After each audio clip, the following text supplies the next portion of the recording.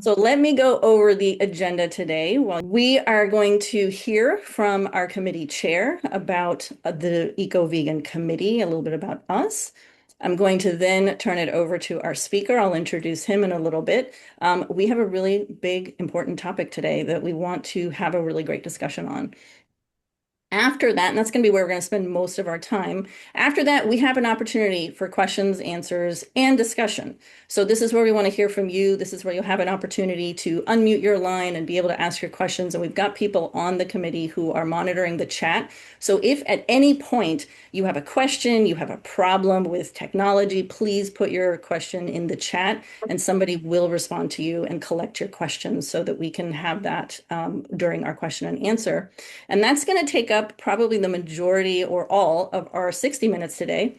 But wait, there's more. We are going to have a little after party.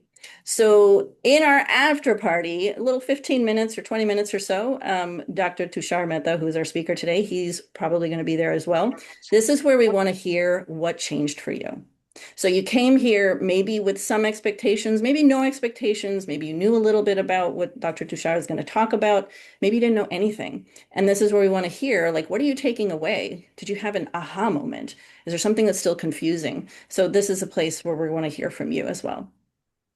All right, so I hope that sounds good. Again, if you're just joining, everyone is on mute. Please have your videos on. If you have any questions, you can type it into the chat. We do have committee members who are monitoring the chat. We can help you out if you have any issues. Please put in all your comments, thoughts, everything while we are continuing. It is okay. We want to hear from you.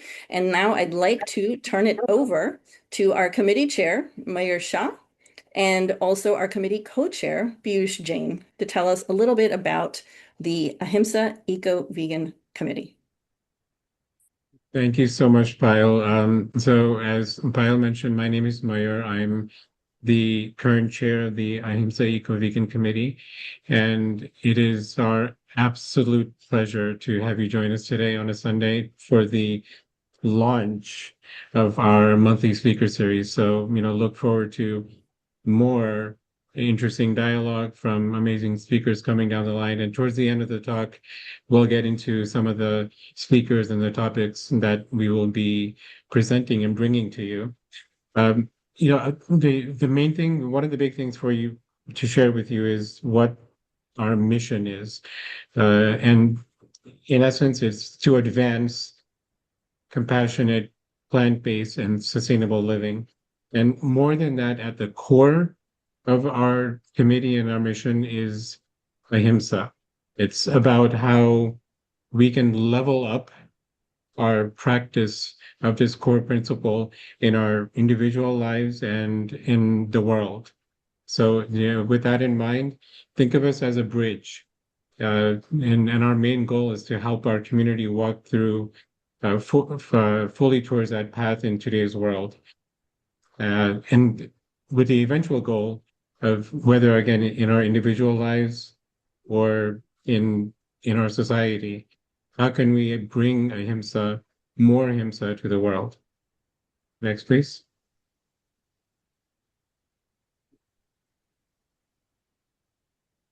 And Piyush, if you want to get into some of the programs and the people that are behind the scenes. Okay, yeah. Hi, everyone. I'll be quick just so that we can move into the talk. So we do quite a few things like, outreach events at Jain centers or, Jeevdaya tours for Pathshala kids or like this monthly series. And here's a picture of everyone on our team. Yeah, so feel free to message us or connect with us for anything. Okay, thank you so much. I want to introduce our speaker today. Our speaker today brings a rare combination of medical expertise, deep understanding of Jainism, and the agency to bring a change in the world, all woven together by a lifelong commitment to Ahimsa. Dr. Tushar Mehta practices emergency medicine in the Toronto area, and today he's asking us, what does Jainism call us to do in the face of the ecological, animal, and human crises of our time? So please join me in welcoming Dr. Tushar Mehta. Hi, everyone. Thank you. Thank you so much for the introduction, and thank you for the invitation to speak. I'm gonna just start by sharing my slides. Okay, so my name is Dr. Tushar Mehta, and it's a heavy topic, Jainism and genocide. Our roles, our meaning us as Jains, our roles in the 21st century ecological, animal, and human crises that are going on in the world. As mentioned, I'm a physician. I'm an activist in terms of plant-based diets, veganism, international health stuff, environmental education, and so forth. And if you see the on the bottom right here, IFFS, that's a new organization. Me and the team are myself and the team are co-founding and working on developing. Um, Oops, okay. And let's see here. And throughout my life, I've actually grown up with Jainism. I didn't learn too much about Jainism until my teenage years, but I have multiple people in my family who have taken Diksha, and these are some of them, but there are others too, and who have been an influence on me. Here's Chandanaji Maharaj, who I've also known since childhood, and one of my influences amongst those people. And I want to start by talking about like what is Jainism? See, we always use the word, but how do we conceive of Jainism? Now, I usually think of it as a dharma, and to me, I define that as kind of a spiritual philosophy. And Jainism is a very critical philosophy. It's very rigorous and very detailed philosophy, actually, more than what most people, I think, really understand it to be. That is in very um, in very deep ways, examining questions like what is the universe made of? What is life? Who am I? And what are the goals of life to evolve positively and interact with the universe around us? And what's our life path? Now, I contrast that to a religion, which is somewhat overlapping, but maybe distinct in certain ways as well, which is a little bit more top down, right? It's not so much introspection and discussion together and trying to come up with something good to to understand, learn, and live by, but a little bit more top down approach about people telling you what to believe and authority over who is right and so forth. Jainism talks about what is the universe. It starts out even talking about physics and it's and in a very brilliant way, exploring like what is the universe made of? It's made up of space, time, matter, energy, and life, and that these components of the universe interact to be the universe. And sentience and life in the universe, we are all souls, all living things, all the creatures we see, and even creatures or lives that we don't see, are all souls, and that we are one sort of giant family that is always interacting, that has many things in common, like that we desire to be happy, we desire to fulfill ourselves, to advance, to evolve, and avoid suffering, and that we are all interconnected and interdependent on this journey as we evolve ourselves, and that life is very short, and Jainism has a lot about, who am I, and also who do I want to be? Who do I want to become? And there are these key principles and philosophies of Jainism that some of them are mentioned here: Ahimsa, aparigraha, ekantavad, asteya, brahmacharya, and a very profound concept called parasparo pagraho jivanam, which is about this interconnectedness of all life. And there's a deep appreciation of knowledge in Jainism, not just knowledge of what somebody tells you to believe, but knowledge about trying to, contextualize and understand the meaning of all these things for yourself and to be able to apply them to life. And not just knowledge of Jainism, but knowledge of the world, because then our lives and our knowledge of Jainism apply to the world around us. You have to know the world to be able to interact with it in an optimal way. So knowing Jainism, understanding Jainism, but also understanding the world around you. These are all important things. All these forms of knowledge are very important.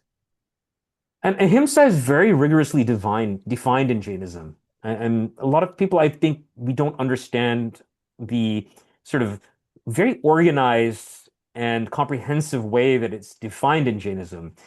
Sometimes these components of Jainism are found in different texts, not necessarily all put together, but um, these are all things that you will find in Jainism that that himsa or violence can occur in thought, in word, and action. It can be intentional and unintentional, direct and indirect, knowing, unknowing, through doing it yourself or having somebody do it for you, or even appreciating that somebody else has done it. Those are all forms of violence to varying degrees, and every act that we do is a combination of these things to different extents. And there are even more parameters as well, but I haven't listed them there. Uh, and aparigraha is very interesting as well. It's very critical. There's two components to aparigraha about being possessive or non-possessive. We can be possessive in two ways. One is mentally, and one is about physically having possessions. And it's combined uh, possession and possessiveness are a combined problematic thing in Jain philosophy. And aparigraha, to be non-possessive, entails releasing ourselves in both of those ways. And when we come to the interaction of life, paraspro pagraho jivanam, it's interesting to think of the Tirthankaras and the origins of Jainism that weren't sort of like an origin that just occurred amongst, people talking to each other in human institutions.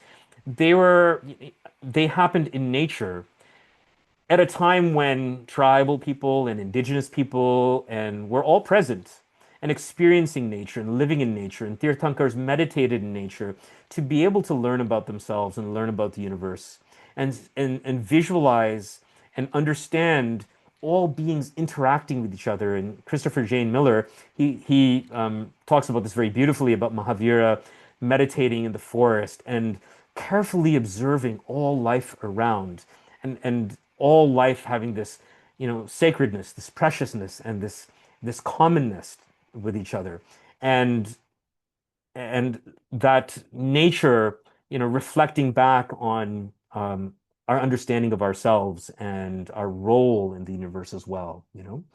And in many ways, Jainism has a lot in common with indigenous beliefs, actually. And this is something that people kind of neglect, but it's very much that that all of nature, which is all imbued with life, has a right to life, right? And Jain practices and traditions reflect this, and we can go into this a little bit more detail afterwards, okay? Because I think it's important to say more about it. And then there are these profound concepts about satya, and again, these are comprehensive concepts. It's not just like, yeah, speak the truth. It's also about seeking the truth, finding the truth, understanding the meaning and importance of truth, about actively learning and critical thinking and self-assessment of our own beliefs, is what satya means. It's not just, telling the truth if anybody asks you something. It's about your actively knowing things to be able to understand more and more of the truth about the world and your role in it. And mithyatva is a term that is in Jainism about, the problem when we have false beliefs about ourselves or of the world around us. And the kashayas, right?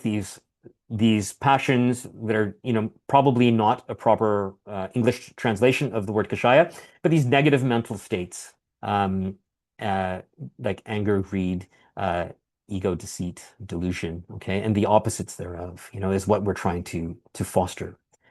And we're always trying to take very critical thinking philosophically and apply it to practical life, in a very disciplined way. Um, Not that it's always stressful. We're trying to cultivate inner freedom at the same time as critical thinking, right? So it's not just about being very restrictive in our thought and being very stressed about everything because we're critical thinkers, but that's also balanced with a sense of cultivating inner freedom and stuff like that. And I'm not really focusing on that part of Jainism in the talk here, but it's worth mentioning. And through aparigraha and through this understanding of ahimsa, Jain philosophy promotes a very simple way of life when it comes to material things. It's always done so. And it's tied to ahimsa and aparigraha and asteya because we realize that all material things, to acquire them, requires violence from the world around us and stealing from the world around us. Because you always have to take something and there's always an impact. And that's even, and that violence also, it's in our speech and our thoughts and et cetera, but definitely in terms of our material interaction with the world, this applies. We have all these traditions to remind ourselves of our violence and to not do it again. But these things become rituals that are kind of superficial if we don't deeply examine our interaction with the universe. We can go through Pratikaman, for example, once a year, but if we're not really critical about ourselves and our behavior and our consumption and the ways of interacting with the world, we don't even realize the violence that we're committing. So we just go through Pratikaman and, wash our hands and say, let's go on for another year. But we haven't really made a difference because it's not coupled with an intense seeking of knowledge about the world and our role in it. And there are many traditions about minimizing possessions or finances and so much, right? Okay. And of course, for our monks and nuns, we say that, okay, these are the very high standards, but it also applies to all lay people too. Okay. Now, that's Jain philosophy in a nutshell. I think it's stuff that we already know. Hopefully, I've promoted some deeper thinking about some of these things. Now, the second part of the presentation is talking about the big picture of what's going on in the world around us, to humans, to animals, to the earth. And let's think about this, the big picture. There's going to be 10 billion people in the world very, very soon. Okay. Currently at 8 billion, we're growing about a billion people per year at the present time. All right. And out of this world, there's over 4 billion people in moderate poverty. We don't interact with them that much in our lives. Extreme poverty, there's about, a billion almost. The number has been growing, okay? And 113 million people suffer severe food shortages at the time that this report that I'm referencing, which is in my notes, but the number has vastly increased actually over even just the past 2 to 3 years. But the rich are getting richer. Most of the wealth, 80% of new wealth, goes to the top 1%. And we should even think about the top 1 to 3% or 1 to 5% because it's not like a strict line that defines this. And it's not just a billionaire issue. There are increasing number of billionaires, but it's an increasing number of people in that top tier that are getting wealthier and wealthier as the bottom tier actually gets more and more poor. These are some stats about food insecurity in the world, which got better for a little while, and everybody's congratulating themselves, but it's getting actually worse quite fast now. All right. And probably most of us here are in the top 3%, and there are definitions of what classifies you as, achieving that top 3% status. It's very interesting. But that amounts to a lot of people. The top 1% is 80 million people in the world, and top 3% would be, like 240 million people in the world. And that encompasses a lot of people. Top 5%, of course, again, that's like 400 million people in the world, right? So, these are large numbers of people when you think of us and the people that we know in USA, Canada, Europe, and so forth. And the impacts that we have as rich people, for example, someone in the top 1% on average has 3,000 times the climate impact of some of the poorest people in the world, the bottom 50% kind of. And it's exponential as you go up in tiers there. But that's just climate change. There's other impacts too. And when it comes to the world of animals, humans and our livestock make up more than 95% of the biomass of mammals, right? And there's over 6,000 species of mammals. But it's incredible to think that just us and the species that we ourselves breed as humans make up more than actually 96%. Because even since this study, the population of wild mammals is going down and the population of humans is going up. So we could be between 2 and 3%. Wild mammals can be between 2 and 3% of the percentage of our total mass on Earth right now. And even during my lifetime, the human population has more than doubled, and animal populations that are being tracked by the WWF and the Zoological Society in the UK, they have been cut more than 70% by now. If you look at chickens on Earth that we breed, they outweigh all wild birds by 3 times. And if you look at these diagrams again, we over the past 10,000 years, we've annihilated the wild animal population, and increased our own population, our livestock. We are dominating the land. We've occupied about 75% of the world's land and changed that much of the world's land to a significant extent. More than 2/3 of the marine environment and 3/4 of all freshwater systems go to our use now. and we've cut down half of the world's biomass. A lot of people don't know that we've cut down more than half the world's forests. I can go into even more stats. And we control a quarter of everything that grows, actually more by now, and occupy 50% of the non-frozen surface of the earth for agriculture.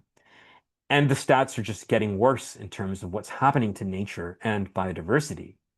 And this is ecological genocide. It's genocide in the most purest sense of the word. We're actually wiping out ecosystems, species, and populations and everything. And this is a global issue. And as I mentioned, it's an environmental issue, it's a human issue, and it's an animal issue, right?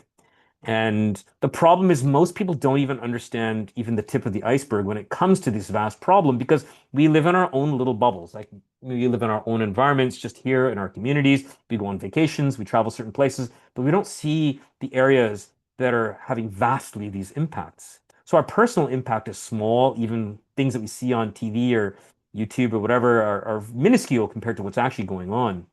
But our impact, if we buy something, consume something, impacts the entire world and anywhere in the world, and we don't see where our impacts go. And the problem in this is a radical overconsumption, a massive overconsumption of everything in every corner of the earth. This extraction to extract everything, produce, distribute, use, and dispose is what's really having this impact on Earth. And how we take most of the things from the global south and dump most of the impacts in the global south, use poor people in the global south, or often treat them as being disposable while we are, enriching sort of the global, north mainly. Also rich people in the developing countries too, of course, in the global south as well. And it's this sort of new era of colonization and human rights and economic slavery and exploitation and radical forms of inequity and systemic kind of racism and conflict are all embedded in this. There's over 1 million species at risk of going extinct, actually, and vast amounts of land ecosystems, everything that I've mentioned before. And I put climate change as number 5 because it's really important to know that environmental problems are not climate change. When people define environmental problems as the climate crisis, it's very, very problematic because it ignores mostly all the other problems. And most of the times when we talk about green tech and sustainable energy, most of those things are super problematic when you scale them up. Okay, they're mostly not good solutions as part of this ecological genocide. And also, war is intertwined with our overconsumption and desire of various different, powers to be able to dominate sort of what we call resources and consume things. Now, these are good sort of resources in a good way. So I'll send you these presentations and links afterwards. Okay. But we also, through diet, kill 80 billion land animals per year. That's almost 3,000 animals per second that are being killed, and over 1 trillion fish per year, which is sort of over 30,000 fish per second are being destroyed. Now, of course, Jains are mainly vegetarian, although dairy products are a big issue. But coming to the end of this section, the problem is that there's this huge, vast ecological and human and animal genocide going on, but most people in the Jain community sort of only understand the tip of the iceberg, and we only understand it very, very superficially, and are kind of embedded in this sort of mainstream material life, just like everybody else. I'm not trying to single out Jains here so much, but I'm saying that, this is a talk for Jains, so we're talking about our community, and we're having the same problem that is kind of universal to most people in the world right now. And if we're talking about Jainism today, okay, let's just remind ourselves what Jainism is. It's this meditative, intellectual sharing of everything, seeking of truth, personal sacrifice for the benefit of all, and it's in our parables that we're kind of a warrior class of society, that gives up our power to become a meditative philosopher, a spiritual person, right? We define ourselves as having the strength of a warrior and the strength and courage to give up things, right? That's kind of how Jainism's origins and parables, we're the Gryffindor house, right? Like that's how we kind of think of ourselves. Our parables reflect this, right? The warrior becomes the king becomes a philosopher, right?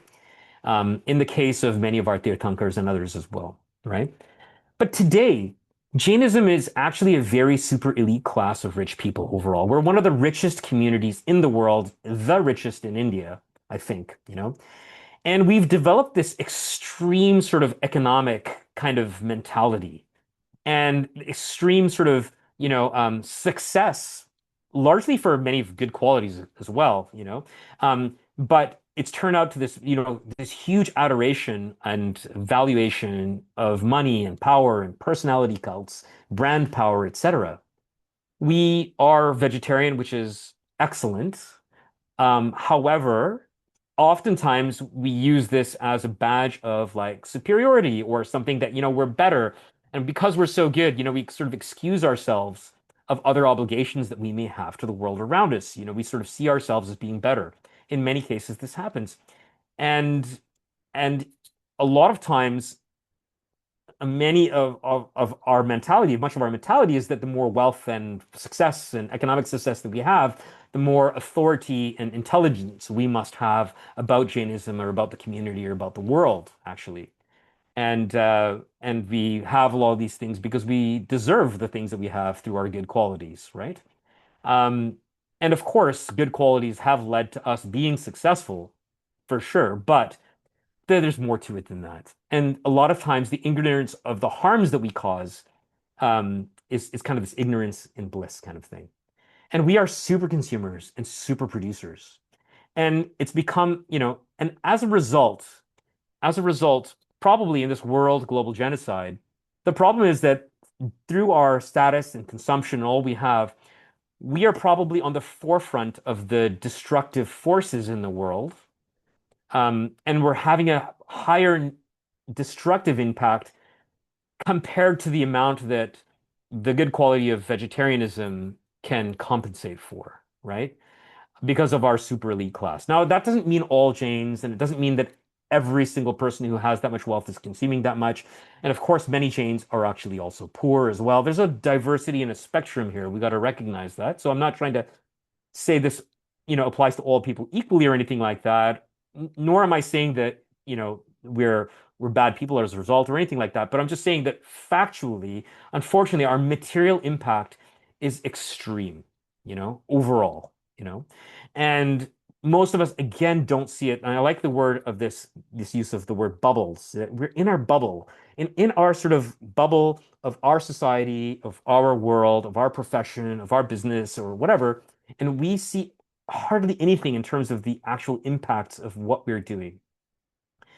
And there are various types of harm. There's our personal material consumption, energy consumption that is harmful in the world.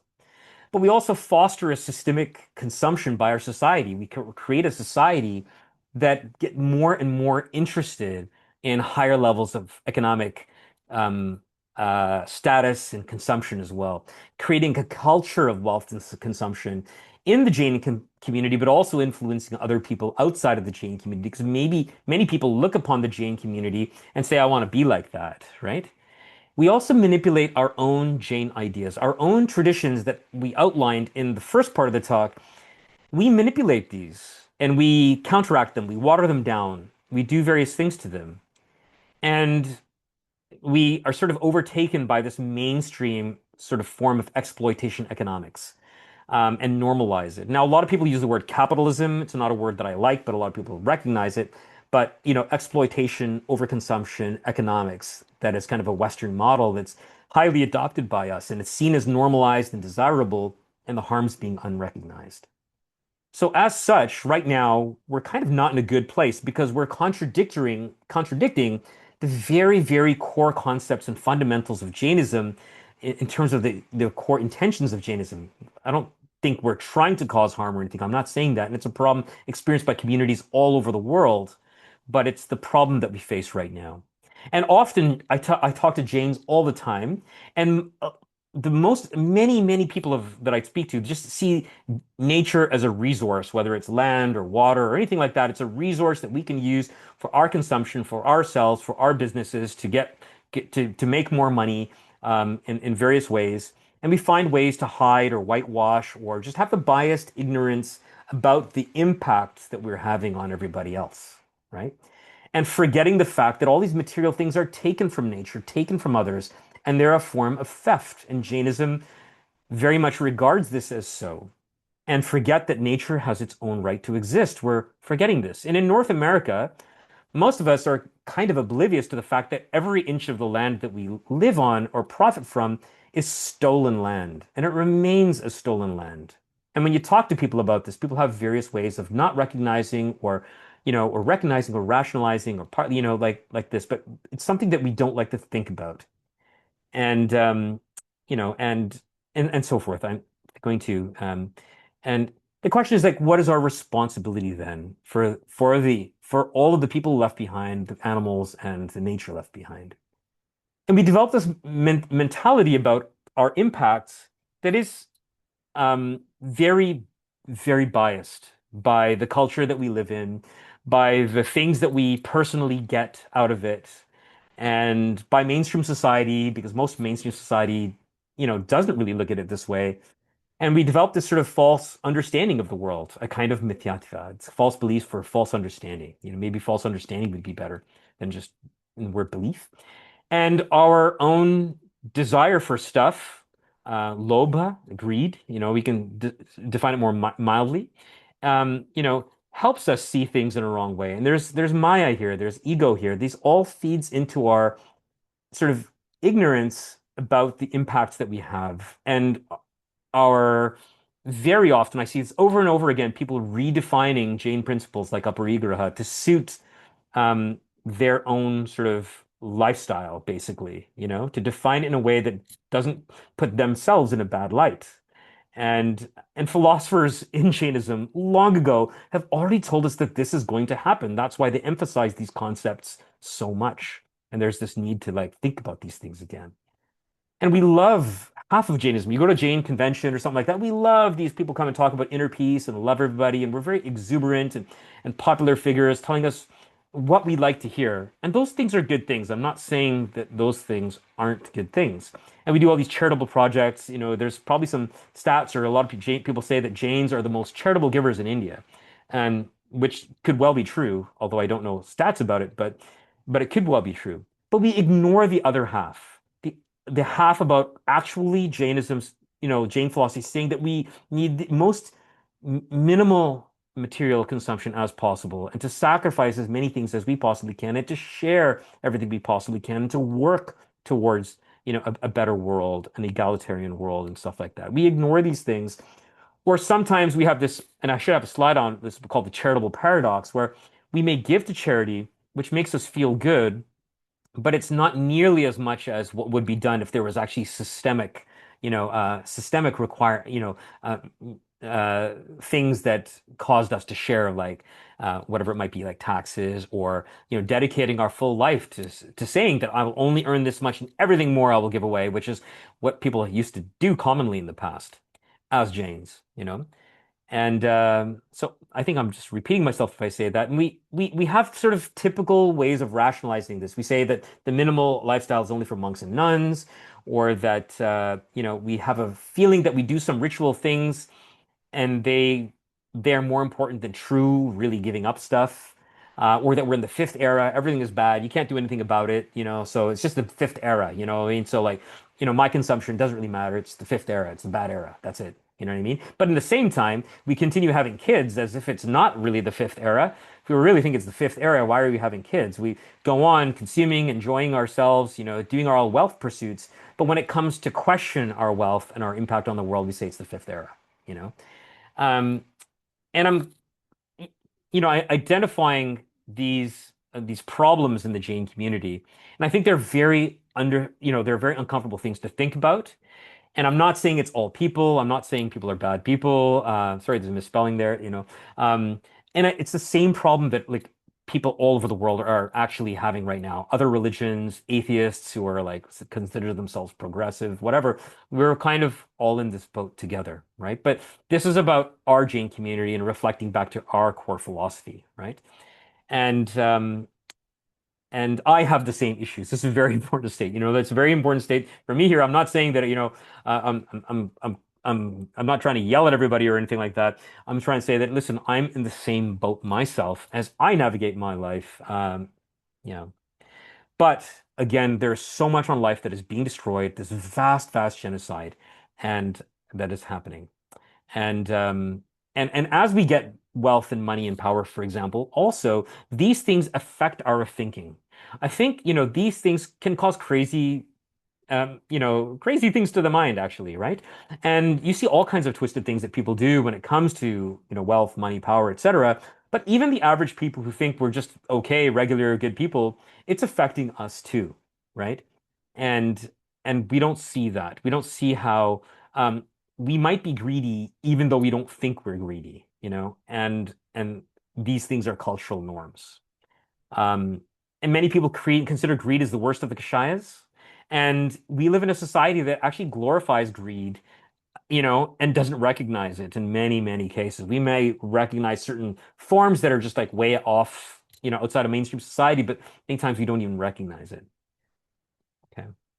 So there's two major problems. One is that we don't recognize what's going on in terms of our global impact and in terms of what's going on in the world. And secondly, our extreme levels of consumption are having a huge impact on the world, probably on average, or in many cases, more than the rest of society, simply because of our higher levels of wealth and consumption.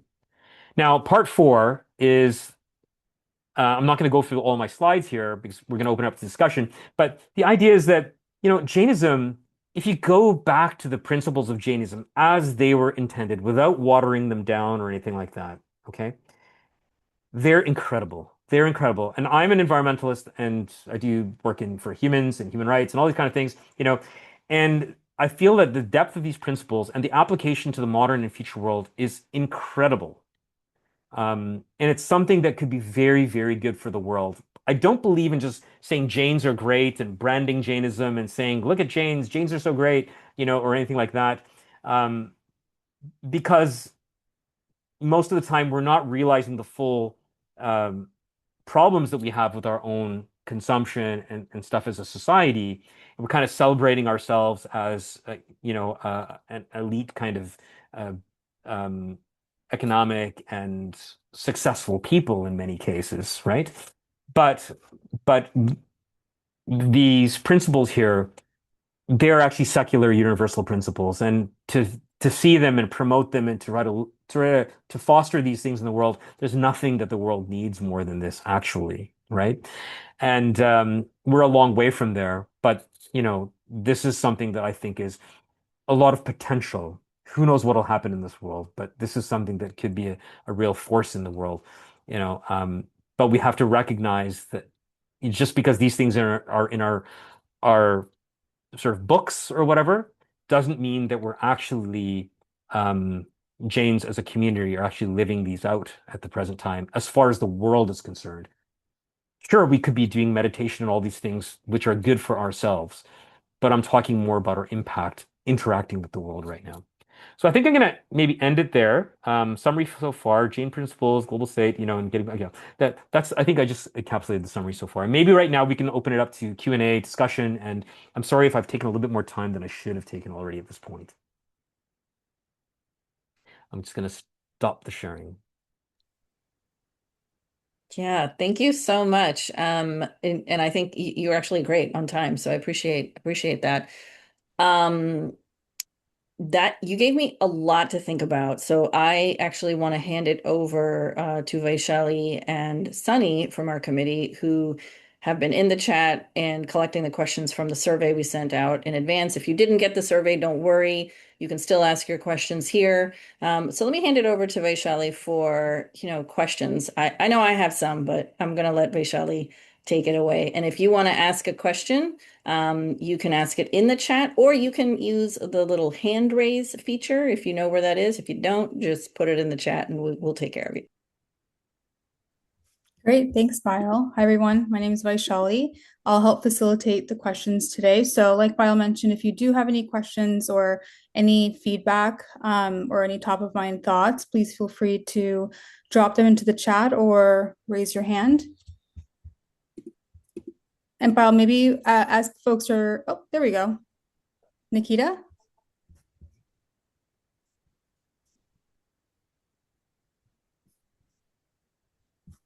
Hi, am I audible? Yes, we can hear you. Okay, thank you so much, Tushar, for that.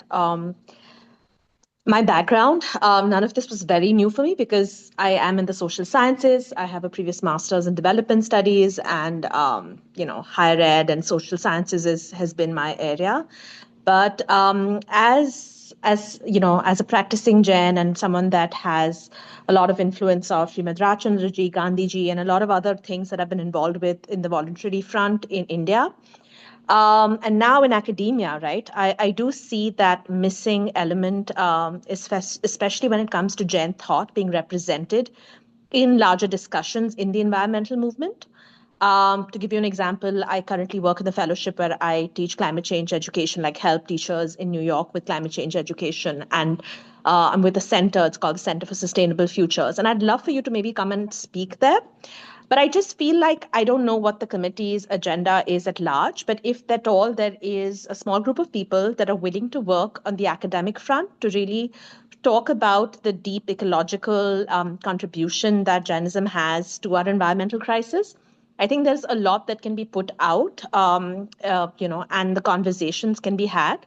In the past, I've been asked questions about really where my faith is, by a Buddhist scholar and a Buddhist, nun, and he's always been like, why isn't Jainism more involved on the global scale?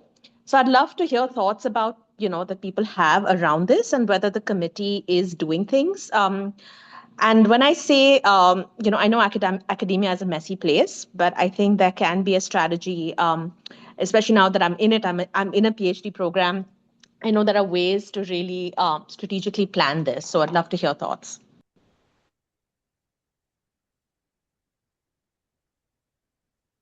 Yeah, so Nikita, thank you so much for sharing that question and your thoughts on this. I think, with respect to what our committee is working on, what we'd like to be working on, I agree with you. I think we definitely need to have more of a focus on let's say, the environmental, the ecological aspect of the way we live.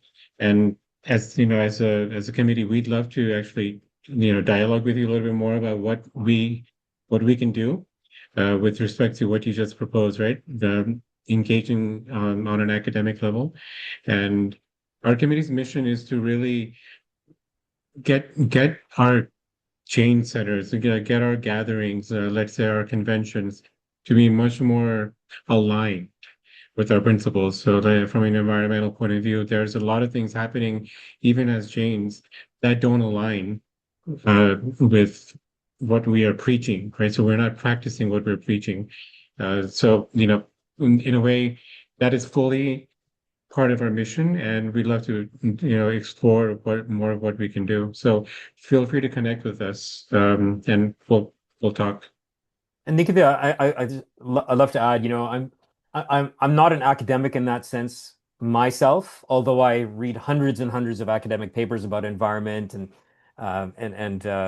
plant-based diet and stuff like that, which I can talk about as well. But a lot of Jain academics are focused on, okay, here's, a fifth century Jain ascetic, and let's study his poem about this and the symbolism in it and stuff like that. You know what I mean? There's a lot of those kind of academic things that are, when it comes to Jainism. And I think those things are fine. I'm not criticizing that in any way. But I think that in parallel to that, there should be an equal amount of academic and scholarship talking about the application of Jain principles in the modern world and then how to influence the modern world in a positive way to make such things that say mainstream. How can you influence people's thinking? How could you secularize a principle and get them to think about it, properly? What is a different view on economics and things like that? I should mention, Atul Shah's book on Jain economics. I haven't read the whole thing yet, but I have a copy. But like, finding ways of critically applying these things to a modern world or future sustainable living patterns, not just like, getting an electric car or something like that, but like, finding ways that these things can be made applicable. And academics need to also focus on that too. Human rights, oh, everything. I'm just, talking about one segment here, but, everything for animals, whatever.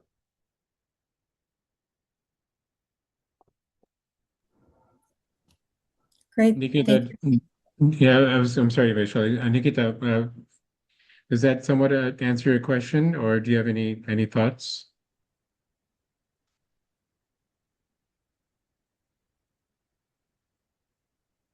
Yeah, you're on mute. Okay, thank you. Yes, sorry, I was muted. No, I completely agree. I do have some ideas and avenues where some representation can start. There's a lot on, just peace education. There's a lot on sustainability and environmental education. And I think there are small forums where at least conversations and even simple presentations like what you made. I think we really do need to be talking about this rich value system that we've all inherited. And I really think that we need to present it to the world in more forums and in ways that I think can be accessible. So, really, I'd love to be involved or give some time.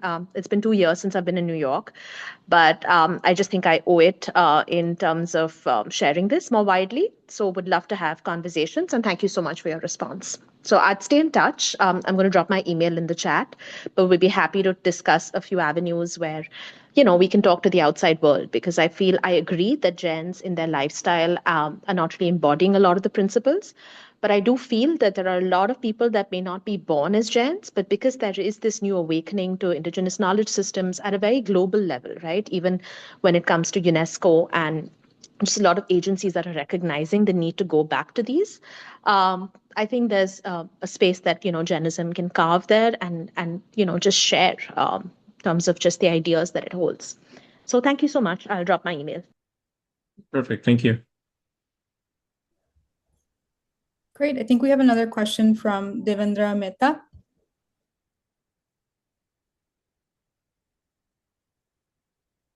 Hey, thanks very much. Hey, this is resonates well with many beliefs I have in my Jain, like you, of course, a physician also.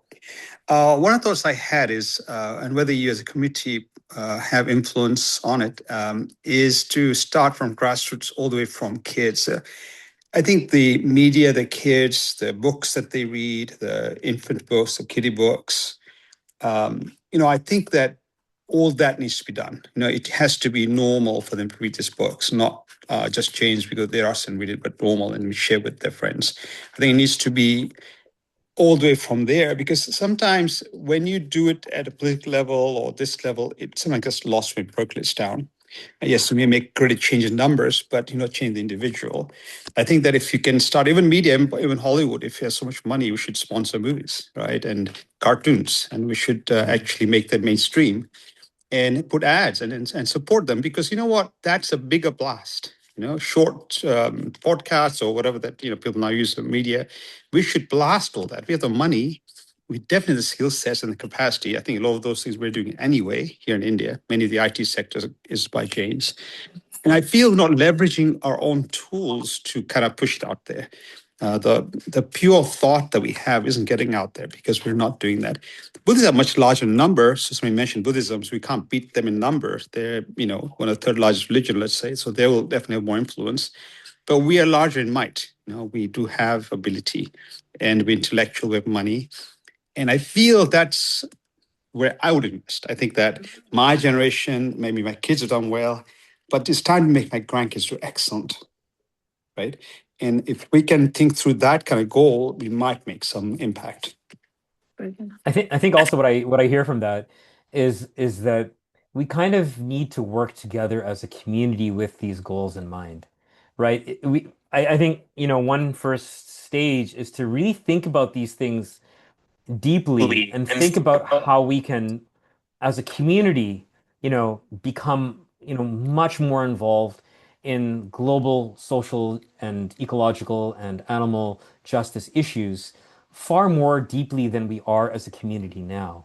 And then as we do that, we can then leverage our tools in an appropriate way, in a proper way that also isn't doing it in an isolated way as Jains, but is also interacting and figuring out what the best practices are and what the innovative ways are to influence people in a positive way. So I think that it's a difficult task, but you got to get people on board to work as a team. And you got to get people because a lot of times I'll just see somebody come up with a project and there's some concept about the project that's good and there's other concepts about the project that are like completely like gonna make it, absurd, right? Rather than that, we have to be actually very, involved, scientific, interactive with other organizations that are working on these things, learning from all kinds of different projects, and then bringing all of that experience together to do something rather than like some, idea that some prominent person has, promotes, and does something, but then when you actually see it in real life, it looks kind of absurd. It has some good points and then it looks absurd as well. So I see a lot of like absurd projects, to tell you the truth, in, coming not just from the Jain community, but from all kinds of communities, that don't make any sense and are not thought about systematically. But systematical and educated thinking and experience has to be involved, and you have to involve people outside of the Jain community in many cases as well. And to be able to accomplish something to good, like, and I'm not trying to toot my own horn, but like one of the things I try to do with IFFS, for example, is we're working with multiple people about food science, environmental, animal rights, um, uh, nutrition, and all these things, and putting all of that knowledge together, and then trying to create ways that we can influence policy, influence education, influence school meals, and all kinds of things like that. So, um, we have to be careful that you implement these things in a way that's really sound. But we have a lot of potential, as you mentioned.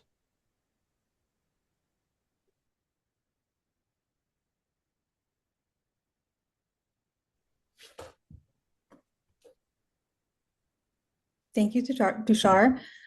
Are there any other live questions? Okay, I know we're right at time too, but maybe I can just pull one up from some submissions that were sent over.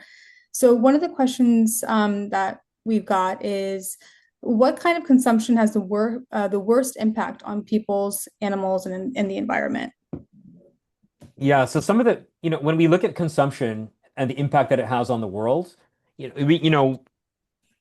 can buy, you know, coffee somewhere and it'll give you a paper straw instead of a plastic straw, right?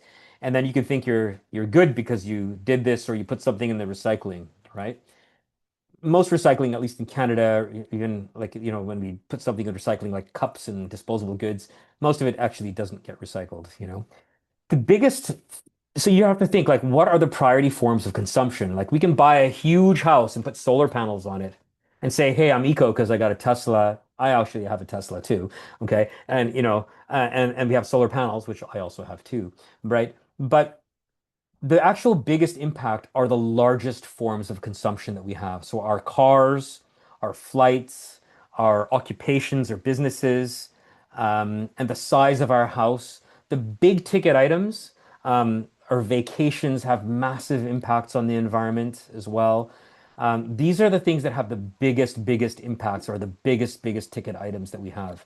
And the amount of material and energy and impacts that it has on ecosystems around the world, for example, to build a house. There's extraction going on all over the place and waste created all over the place. And probably so much impact on animals and everything like that, that again, it just cancels out anything that we can save by being vegetarian, right? And yeah, so the big ticket items have the biggest amounts of impact. That makes sense. And vows, like people have, my grandmother had a vow, said that I will never buy my own house. I'll only try to occupy a small portion of one of my children's house, like that. She made that vow to never have a big house. Now, she wasn't very rich or anything like that. It's pretty easy for her to make that vow, one could say. But the interesting thing is that these are the types of vows that Jains used to make and were very normal. People used to say, I will have 4 sets of clothes, and I'm not going to have any more than that. Clothes actually have a massive impact on the environment, right? These were common things for Jains to do. There were a lot of Jains who said that, okay, I'm going to earn about up to a certain amount. After that, I will stop earning, or I'll give away everything that's earned above a set amount, right? These were very common things for Jains to do in the past, and we've kind of forgotten that these were traditions that we actually had. And a lot of traditions to sort of say that we will not enter certain, professions. Now that list could be outdated because we have so many new different types of professions that can have all kinds of violence and impact. But the concept that was there, that you wouldn't even touch certain professions if you couldn't. It's not that those lists were correct all the time. For example, they may say you shouldn't go into farming, but we all eat, so maybe you could go into farming because that's kind of, not fair if you say that you can eat but you can't farm. And but so lists may not be perfect, but always having that in mind in terms of what do we do, how do we earn, what should I, shouldn't I do, and maybe if I'm doing it, I may not extract myself from it fully, but I can at least recognize the problem here and then over time try to mitigate or something like that as well. There's various levels of doing things and be critical about it. And we've forgotten a lot of that. I think that was a very normal part of our traditions before. Thank you. Mayur, I can hand it over to you or Bio. Yeah, thank you so much, Vaishali, and thank you, Tushar. Lots to think about. Really appreciated having a lot of the statistics. I know that you said you would share the slide deck with us, so we'll have that just for everyone on the call. Like we will get that to you. I know that we are a little over time. We're still going to be here, so if you can stay, please do. I do want to just pass it over to Piyush. Piyush, if you'd like to, if I can hand the spotlight over to you, so that you can share just a little bit about how to stay connected with us before we go to our after party, and we'll still be on. Sounds good. Thanks for the talk, Dr. Tushar. Yeah, we clearly are part of the problem, and it's very clear that inaction is not in line with Ahimsa. I mean, we need to engage and we need to act. Even if we reduce our own consumptions, that does not cut it, right? I guess. Um, so yeah, I just wanted to share. Thanks everyone for joining. Do connect with us. So if you scan this QR code, you can sign up for a newsletter, and we'll send any updates or information about future events, etc. And just a bit about ourselves. So we are trying to do a few things wherein we are trying to get community together and do sort of awareness events, outreach events at Jain centers for both Pathshala kids and adults. So we have been doing this at JCNC, for example. We want to do that at other centers as well. So do connect with us. Let us know how we can bring this to your center and how we can work together, right, on this. And if you have any other ideas, on how we can sort of move the needle on, ahimsa for all, to reduce suffering over time on this planet. Yeah, do reach out.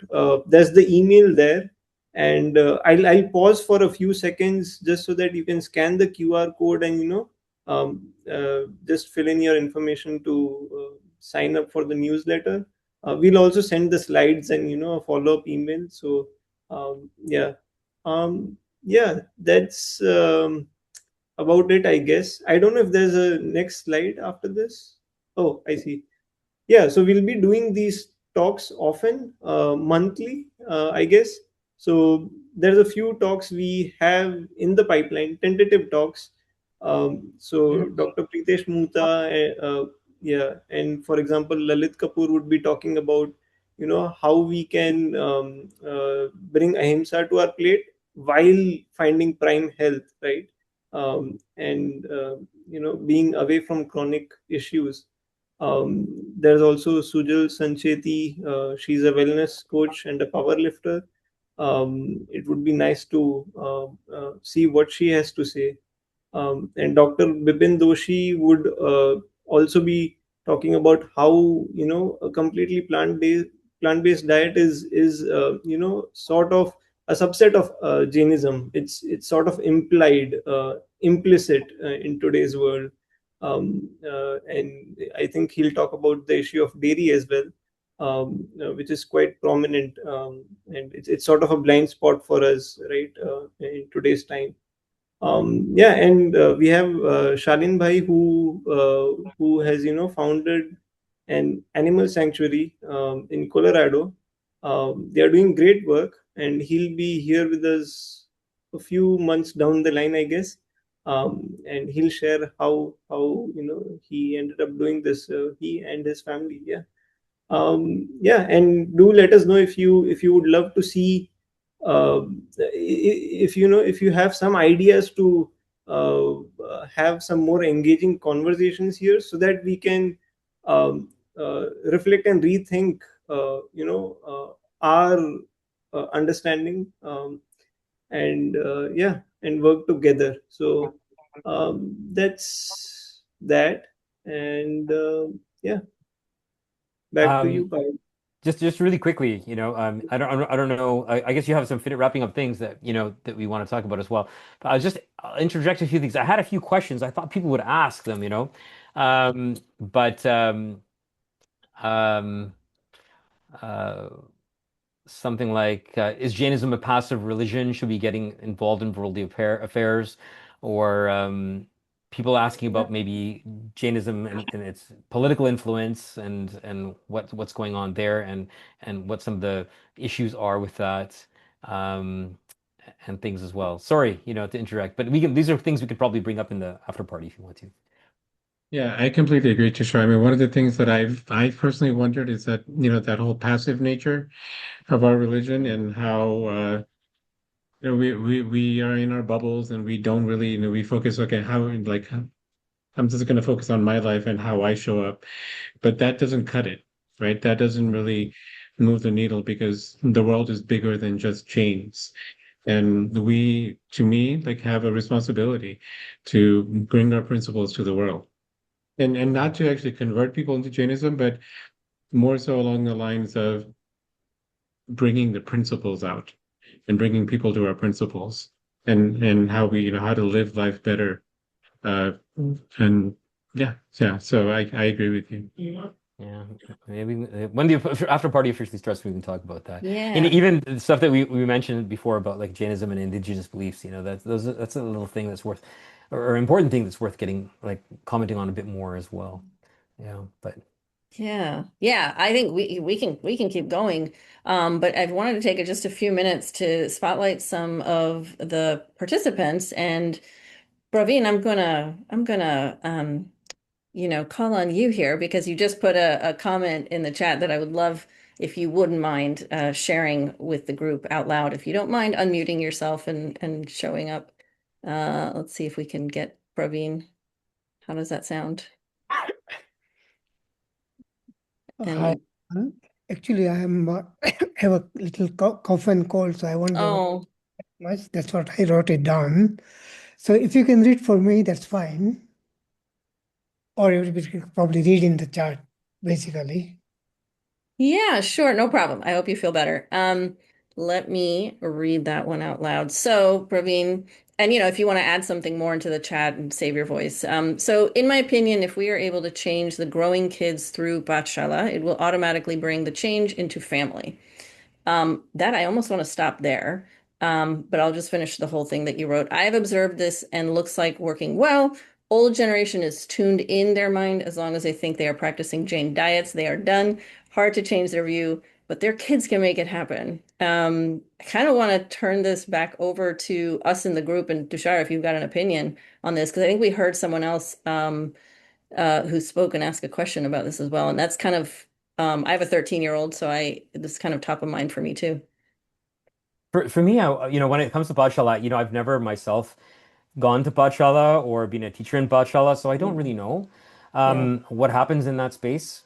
But I helped start a Jain kids camp with a group of people in Canada here in Ontario, people that I know, many people that I know since childhood as well, since teenage. And so we created this kids camp. We've been running it more than 20 years. And our education, when we teach about Jainism, we're not trying to just get people to memorize mantras or something like that. We're trying to talk about the principles of Jainism and how they apply in the modern world.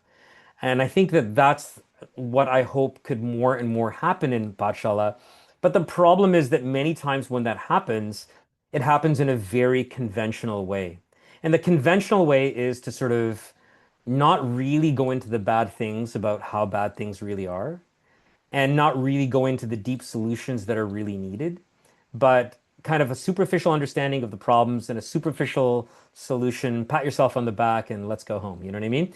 And maybe, I'm not sure again of all pathshalas, but maybe in many cases, um, people go into all kinds of details about Jainism or Jain mythology, and there's a lot of stuff that ends up in the Jain lexicon that actually doesn't um, that actually contradicts actual Jain principles. So Jainism is layers, right? There are these core philosophers and then other philosophers who's come along the time and developed this sort of Jain philosophy. And then there's all kinds of traditions that have been introduced along the way, traditions that have been introduced and modified along the way, many of them which actually contradict original Jain philosophies as well. And we just sort of take a selection of them and see them as that's the textbook, and we're going to just teach this textbook, right? And memorize all these things. So you have a lot of people who just memorize all the stuff, and then you have a lot of people who might be very critical and will look at all these things and say a lot of these things are just absurd. They're simply as absurd as something that I might find in any other religion as well that don't make sense to me, and then become disinterested in Jainism. And I see a lot of people over time becoming disinterested in Jainism because a lot of stuff just is unscientific, doesn't make philosophical sense, ideas that contradict each other and stuff like that. So I think that the whole idea of Jain education needs a revision to understand core philosophies, find which traditions actually have been introduced and actually still reflect core philosophies, and those which actually are contradicting core philosophies actually, and and then try to um, um, sort of distill Jainism again, and um, and refresh Jainism in a way that reflects both the best of the ancient and the modern. But yeah, but there's so many things that you learn that are embedded in Jainism, which are complete contradictions to Jain philosophy and make no sense as well. And Pathshala needs or taught in a very cartoon character way without the underlying philosophical understanding. And then I'm not sure if that's helpful, and there's not a critical understanding of our role in the world. And so then Pathshala just becomes this kind of memorization kind of thing. In many cases, again, not across the board, but there's a tendency. Yeah, I'm smiling because there's so much even in what you said just there, and also a lot of the things that you said earlier for me that were really validating, like how I naturally am looking at things and the things that I'm doing in my own life. So I really appreciated hearing it in this um like packaged way, with all the stats. I know we've just barely scratched the surface of this topic, but I really appreciated being able to hear from you. Um, Namita, if I can share the spotlight with you or hand over the spotlight to you, if you don't mind. Um, Go ahead, you can unmute. Yeah, thank you so much, Payal, and thank you so much, Dr. Tushar. I'm sorry I'm unable to come on screen. No worries. Um, and I apologize if this conversation has come up and if I'm bringing up a repeat the conversation again because I joined a bit late. So I'm not a Jain, but I'm part of a core. One of the core team members of Act for Animals, which has been founded by the global humanitarian Mohanji. And we are trying to raise awareness and create and activate minds towards plant-based, cruelty-free, conscious living, and also take action steps in this regard. So we're not trying to promote any specific religion or anything, but just kind of awaken humankind to become kind humans. So is there an opportunity for collaboration in from a non-religious standpoint, if my question is making sense? Oh yeah, I mean, I personally think there's so many opportunities for collaboration, and hopefully over time we'll get more and more and more Jains that are interested in not just sort of funding Panjapurs, right? Where that's kind of our traditional way of helping animals is funding Panjapurs, which are very problematic because yes, on some level they do save a few dairy animals, but the animals also suffer in those systems as well in many cases, but they also perpetuate dairy consumption, and they also um, give people the false understanding about this being a nonviolent system when it's actually an extremely harmful system, right? So it fools people and it diverts financial resources away from what we should be doing in the modern animal rights system and compassion system, which is towards being plant-based, towards being vegan, etc., right? And and so there's a lot of opportunity for um, revision and evolution of Jain's towards vegan diet and our own practices and where we divert our funding towards helping animals and towards collaboration with the global plant-based and vegan movements as well. So this is something that we really need. And comments made earlier, it's not necessarily about presenting Jainism. I think the best way to present Jain principles in most cases is to present them as being universal principles, really. You know what I mean? So it's not like we're trying to tell people, oh, Jainism is so great, why don't you learn from this? It's more about like how can we practice these principles which are universal together, and sort of minimizing the name Jain in there. So we started a Jain camp. This is just a small example of this. We started a Jain camp here for Jain kids to teach these things and stuff like that. But then our group said, hey, we should also involve people who are not Jain to be part of our board of directors, which we did. And then we also said that, you know what, the things that we're teaching here are really universal. We should have a camp like this, a kids camp, because our camp was really amazing, is really amazing, and said we should do something for everybody. So we also started the Veg Eco Camp, which I would love it to be called the Veg Eco Adventure Camp. And so we've been running a camp for more than 10 years for kids from all backgrounds. It's not a faith-based thing, but we do teach like meditation and stuff like that, yoga there as well, and talk about all these same issues about, personal evolution and plant-based diets, veganism, compassion to humans, environment, etc. In a way that takes the name Jain out of it, and but it's essentially run by Jains, and so there's ways of doing it that take our ego out of it and make it more accepting for everybody. I hung out with people in Bombay, and they were wanting to do like one of the things I promoted to a group of people there was that we should have a veg fest. They should have a veg fest because the veg fest is so successful in Toronto, and I sort of helped with influencing, I guess, in some ways, some of their veg fest. And one of the things that I always said to people, it shouldn't be called an Ahimsa fest because Ahimsa has religious connotations to it. Make it an eco, like a eco compassion festival or something like that, right? And the name matters because then you attract people from other backgrounds because there's people who are from all religious backgrounds who are interested in this, Muslim people and so forth.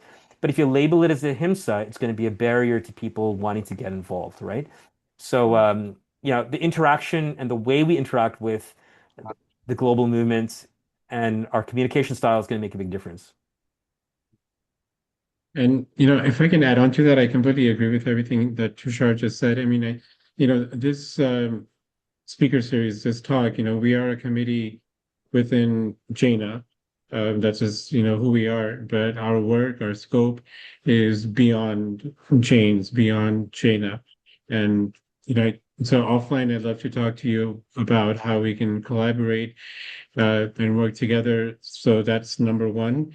The other thing that I'd like to add is, um, there's a significant potential within the Jain community that if we can get this particular community better aligned with the principles, then we can actually create champions who go outside of the Jain community, who better champion this, in other spaces and within other organizations. And I just want to say that even though this form is presented as if it's coming from the Jain community, that is not a limiting factor. Our intention is to really reach beyond the Jain community. So let's talk after this program and see what we can do. Yeah, really loving all the connections that are happening here. Thank you so much also for joining. And I'm glad that we could make you feel welcome, even if you are not Jain. Like we did want to make this open to everybody because there's discussion to be had. So really appreciate everyone joining. Yeah, no worries. No worries that you couldn't unmute or couldn't get on video. That's totally okay. I know that we are so well past our time, but I think it's been a great time. I just want to ask Tushar, if there's one thing you want to leave us with, an action step, um, if it could be one, what would you want us to take away and perhaps share with someone else in our life, after the fact that we have all been here and had this discussion? I had a whole part four of slides with a bunch of slides on like what are some next steps that we can do. Mhm. And I think it's hard to pick one of them and say, okay, let's all start doing this. But I think that um, the first step, and maybe it doesn't sound like much, is thinking about these problems very deeply and trying to get other people in our community on board. Of course, we want to get people everywhere on board, but since this is a talk that's connected to Jaina, then we would love to get more and more people thinking deeply like this, right? And thinking of how we can work as a team in strategic ways towards, interacting with peace movements, animal rights movements, environmental movements, um, like that. Not in an isolated Jane way, but in many, sometimes maybe, but like more and more in coordination in conjunction with those other general movements and learning from those other general movements too, and also learning what other cultures and faiths are doing. There's some very, very interesting, Christian and other movements that, they're subsegments of the overall population that are so dedicated, and doing incredible work. Um, we can try to find out, what are some other people doing and how can we incorporate some of those things as well. There's a lot to do, but thinking about it deeply, getting other people on board in that thought process in our Jain community, and working as a team. And I think we can all work outside of the Jain community, but what would also be very, very strong is getting all the Jain community more and more together, interested in this, because then we can have a bigger impact in a positive way. I Yeah. don't know. I hope that that uh, that makes sense. Yeah, no, thank you for that. I think what I'm taking away from what you're saying is like, the inner work is really the first step. Really, we just had an hour and a half about together, but now we're gonna all hang up on the Zoom and we're gonna go back to our lives, but let's not. Let's maybe make a little buffer. Let's make this part of what we're thinking about. How are we what are we taking away? What do we want to do? And what does that mean for us? And then, what I'm hearing is like, hey, let's get our fellow Janes and let's also learn, from other organizations, religions, groups, about what they're doing, and then we can pull it together. But it sounds like the first step is starts with us. Yeah, there's a lot of learning and research we have to do about all kinds of world's issues, and in various ways trying to get involved with other organizations that are doing work in these different ways. I've done those kind of things for a long time, and I don't think it's very easy because a lot of times you're working with an organization, then you find problems and things you don't like. But that requires a bit of persistence, learning. Eventually, you might work with a different organization, and realize how to navigate the pitfalls also in working in these spaces. Because I don't think that any of these spaces themselves are, easy because they're a bunch of Yeah. humans, and they also have their problems. So how to, so it takes. I think a lot of it is a lifelong commitment, really. Yeah. Yeah. Thank you so much, Tushar, for being here with us. Last call, if anyone has anything else they'd like to add, and then we will let everyone go. Okay. All right. Thank you again, Tushar. Thank you, Thank everyone, for you. joining, and we will see you next time. Okay. Look for our next session coming up. We'll send it to you in email. And if you found it once, you will find it again. So we will reach out on all the same channels. We're looking forward to seeing you all again sometime soon. Okay. Perfect. Yeah. Okay, Jai Thank you Jin, so much, everyone. everybody. Jai Janinder, thank you so much, everyone. And everyone.